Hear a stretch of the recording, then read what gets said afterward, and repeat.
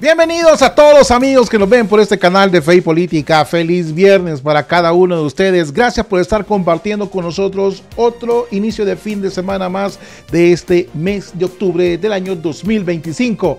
Gracias por compartir con nosotros. Hoy, este día, traemos un temazo de esos que usted no puede perderse y que no debe dejar de compartir, porque vamos a hablar un poco sobre lo que ha pasado, sobre este último tema que anda circulando en las redes sociales, sobre el robo del oro del Arena y sobre todo del FMLN y cómo esto ha afectado a nuestro país.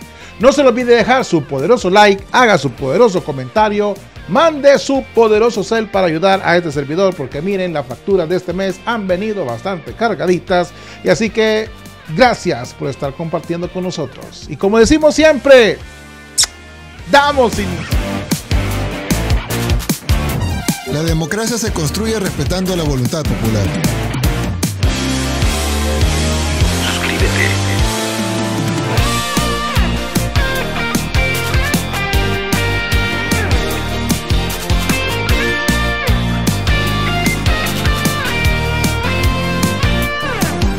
Política vista de otra manera. Todo lo que buscas en información. Devuelvan lo robado. Política y Fe, vista de otra manera, con Mau Caballero.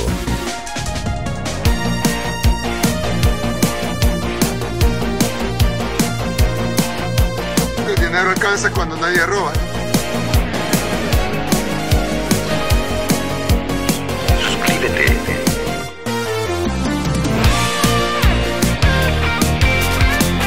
Opiniones y más.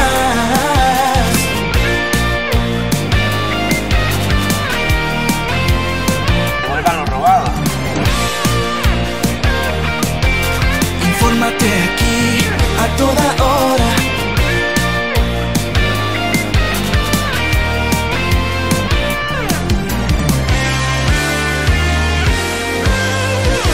Política y Fe, vista de otra manera. Damos inicio. Miren, fíjense que revisando un poco esto de las redes sociales, me he encontrado varios artículos que están hablando acerca de cómo el FMLN y Arena nos robaron oro durante décadas. Mientras la mayoría de los salvadoreños siempre se luchaba por sobrevivir y sacar adelante a sus familias, estos partidos políticos, mejor conocidos como la clica arenera y los zurdos del FMLN, siempre han operado y operaban entre las sombras. Esos partidos, cuando estuvieron en el poder, tomaron decisiones que han hipotecado e hipotecaron el futuro de todo nuestro país. Fíjense que entre esas decisiones, esta destaca por su gravedad y por las consecuencias las cuales las estamos viviendo ahora. La venta de casi la totalidad de las reservas de oro de El Salvador fue un acto de ineficacia, de corrupción y desde luego fue un acto de traición a la patria. Que lejos de ser un simple error administrativo, fue un crimen económico de proporciones totalmente históricas. En este año 2025 los efectos de ese saqueo siguen presentes, aunque usted no lo crea. El país que pudo haber contado con más reservas millonarias para enfrentar crisis, invertirlo sobre todo en desarrollo o proteger a los más vulnerables, se quedó desnudo y sin respaldo. ¿Por qué? ¿Quiénes son los responsables de todo esto? ¿Cómo nos ha afectado a los salvadoreños? Y la pregunta es, ¿por qué nadie ha pagado por este crimen? Aquí vamos a hablar a calzón quitado y sin eufemismos. Todos sabemos que el oro es históricamente el mayor símbolo de la riqueza y sobre todo el respaldo para una nación. Durante muchos años, El Salvador, nuestro país, acumuló reservas de oro que superaban aproximadamente las 639.000 onzas. Onzas. Esto equivalente a más de 2.600 millones de dólares. Un colchón económico que, bien gestionado, habría sido clave para el desarrollo en este momento. Pero ese oro no fue protegido ni invertido en el futuro. Fue visto como botín, como caja chica de emergencia, sobre todo para gobiernos incapaces de generar riqueza real. Los corruptos de Arena, y no más bien menos los corruptos del FMLN, lejos de fortalecer la economía, optaron por la vía fácil. Vendieron el oro, dilapidaron el patrimonio nacional y dejaron a nuestro país sin reservas. Muchos ahora intentan vender la idea de que Arena y el FMLN son opuestos e irreconciliables. Pues sí, chino. Pero la historia del oro demuestra que cuando se trata de intereses personales y corrupción, ambos partidos son idénticos. Entre el gobierno de Elías Antonio Saca y Salvador Sánchez Serén, solo entre estos dos gobiernos se vendió más del 93.5% del oro nacional. Una cifra realmente escandalosa e injustificable. Esta venta no solo fue el resultado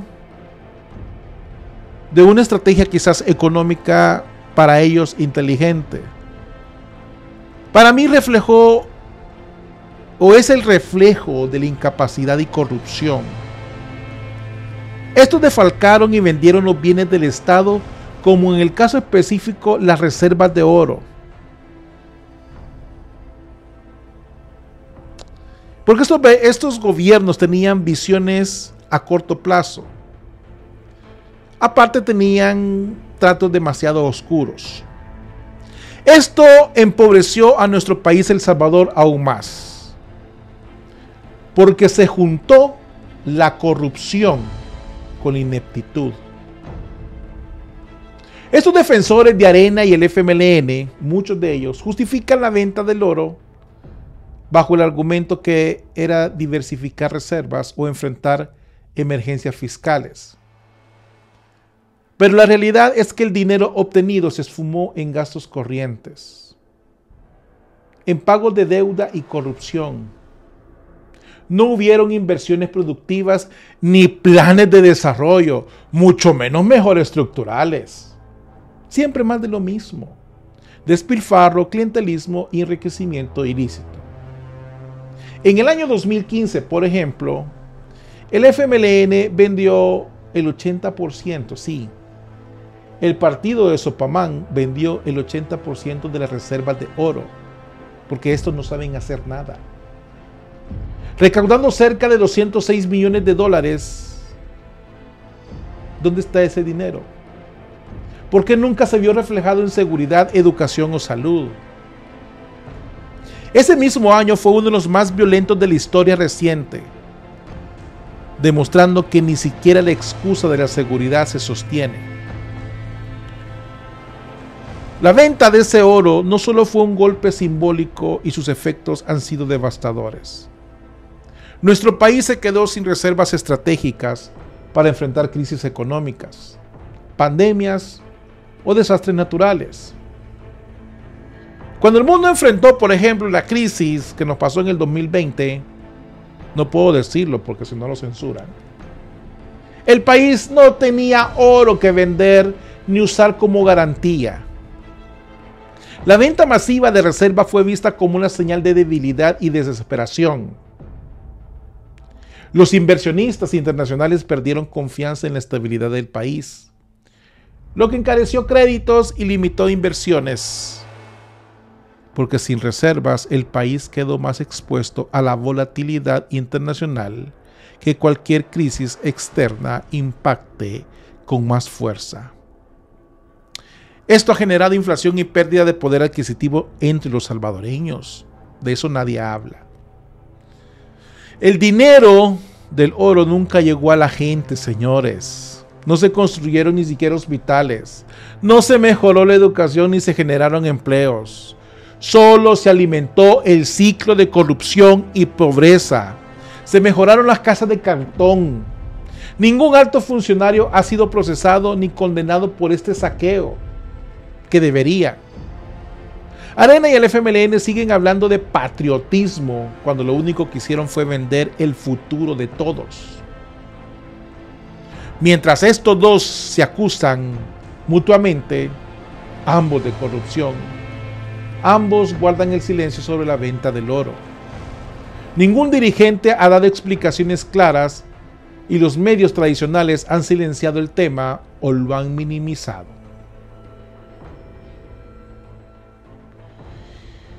Para mí fue un robo, un saqueo institucionalizado. Durante 30 años los mismos apellidos, las mismas estructuras y sobre todo los mismos intereses controlaron el país. El caso del oro es solo la punta de un iceberg, que si se indaga en otras áreas, bancos, pensiones y bienes y raíces, el patrón se repite. Privatizaciones, ventas y desaparición de activos, y el pueblo, como siempre, perdiendo. El robo del oro no es solo una afrenta al pasado, sino una herida abierta que condiciona cada paso hacia el futuro. En el año 2025, El Salvador enfrenta el desafío de reconstruirse sobre las ruinas de décadas de saqueo, corrupción y de desidia.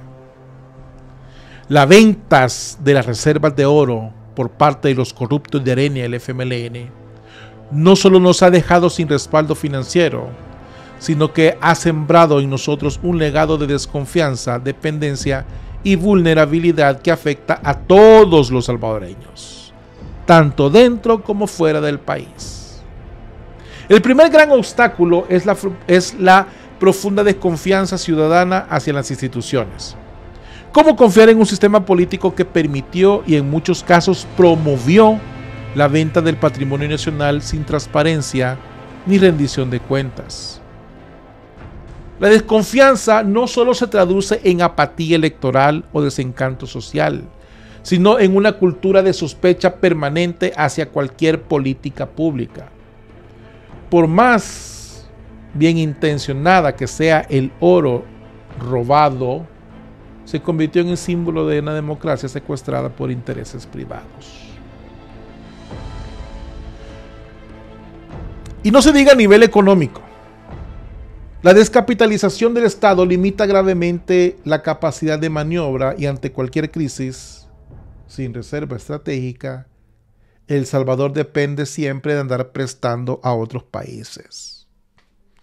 Las remesas y la diáspora ayudan siempre a nuestra nación para poder sobrevivir. Ellos representan el 25% del Producto Interno Bruto de nuestro país. Esta dependencia perpetua es el círculo vicioso de la deuda, ajustes fiscales y sobre todo recortes sociales, donde los más afectados siempre van a ser los más vulnerables. Sin embargo, todo esto es generacional. Las decisiones de Arena y el FMLN que hipotecaron el futuro de millones de jóvenes que hoy enfrentamos un país con menos oportunidades, menos recursos y menos esperanza. El oro que pudo haberse invertido en educación, tecnología, salud y infraestructura simplemente desapareció, simplemente se fugó. Y en su lugar solo quedaron la deuda, las promesas incumplidas y una tradición histórica. Los que fuimos jóvenes en ese momento, los salvadoreños, tanto en el país como en la diáspora, hemos heredado no solo la ausencia de reservas, sino la carga moral de exigir justicia y reconstruir lo que otros destruyeron. Para mí, este desafío tiene que ser doble. No solo se trata de generar riqueza, sino de restaurar la confianza, la ética y la visión de largo plazo en las gestiones públicas. El actual gobierno, liderado por el presidente Bukele, ha intentado revertir parte del daño. Se están haciendo esfuerzos para recomprar oro, diversificar reservas y desde luego fortalecer la economía nacional. El camino es largo y con cuesta arriba. Recuperar la confianza internacional y reconstruir las reservas lleva años, incluso décadas. Además, les recuerdo a los corruptos, a los que les gusta hablar, que el país sigue pagando los intereses y consecuencias de las malas decisiones del pasado. La administración del presidente Bukele ha sido enfática en denunciar el saqueo, pero enfrenta el reto de demostrar con hechos y transparencia que la historia no se repetirá. La vigilancia ciudadana y la auditoría social son más necesarias que nunca para evitar que los errores del pasado se conviertan en vicio del presente. Quizás el mayor desafío es el de la memoria histórica, que nunca se nos tiene que olvidar. Los responsables del saqueo del oro siguen libres. Muchos incluso caminando en la calle sin ningún problema. Y algunos aspirando a regresar al poder. Ya no podemos seguir con la impunidad que corroe cualquier intento de reconstrucción de un país. Sin justicia no hay futuro posible y es fundamental que la sociedad y nosotros como salvadoreños exijamos profundas investigaciones y juicios ejemplares y sanciones reales para quienes traicionaron al país. No basta con denunciar o señalar, se necesita acción, reparación y garantía de no repetición. El oro perdido no se recupera, pero la dignidad sí se puede restaurar. Y después no andan diciendo que esto es una persecución política, corruptos. El saqueo del oro debe de servir como lección y advertencia. El Salvador necesita una nueva cultura política. Sí. La transparencia y la rendición de cuentas, la participación ciudadana deben ser los pilares de una nueva era. El oro robado o el oro vendido es una herida que lo recuerda lo que se perdió, pero también es un llamado a no repetir la historia. Solo así nuestro país podrá mirar hacia el futuro con esperanza, orgullo y desde luego la certeza de que es un país que nos pertenece a todos, no a unos pocos. Si algo nos enseña el saqueo del oro es que la indiferencia y el silencio son cómplices del crimen. Es momento de exigir cuentas y de educar a las nuevas generaciones sobre el valor del patrimonio nacional y de construir una ciudadanía activa, vigilante y comprometida. Solo así, ese oro que nos robaron será algún día el punto de partida para una nueva historia. La de un país que realmente tuvo que aprender de sus errores y decidió nunca más dejarse saquear. ¿Y tú qué piensas de todo esto? Los leo en los comentarios. No se les olvide mandar su poderoso cel. Y gracias por ayudar a este canal. Cuídense mucho. Nos vemos primeramente Dios el día de mañana. Saludos para todos.